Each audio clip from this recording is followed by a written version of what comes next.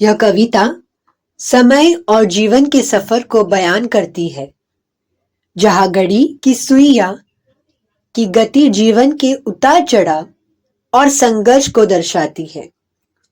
समय के साथ बढ़ते हुए अंत में यह समझ आता है कि जब समय थमता है तब आत्मा स्वतंत्र हो जाती है। चलिए कविता को गौर से सुनें। टिक टिक की आवाज में छुपा है एक गीत, घड़ी नहीं ये जिंदगी है, सुइयों की रीत। सुइया चलती है, मैं साथ बढ़ता, हर पल नई खुशियां साथ लेकर आता। नन्ही सी मुस्कान मासूमियत का राज, घड़ी के टिक में बसता है मेरा हर दिन का माज।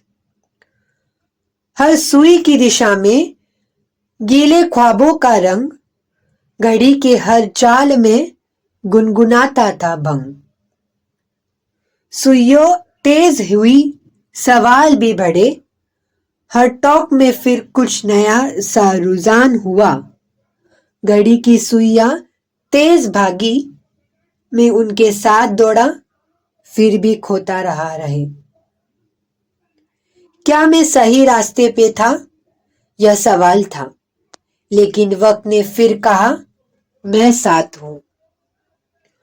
अब सुइयां तेज चलने लगी, मेरे कदमों के साथ वो आगे बढ़ने लगी। जिंदगी के बोझ के कांपे कंधे, और घड़ी की सुइयां भी मुझसे कहे, आगे बढ़ो, थमे नहीं। हर क्षण में समय की धारा तेज, दौड़ते दौड़ते मैं खाने लगा था खेल। अब सुइयां धीमे चलने लगी, मेरे शरीर की ताकत भी थकने लगी। गुजरे लम्हे की याद हर टिक में बसी, घड़ी की हर सुई अब चुप सी चली।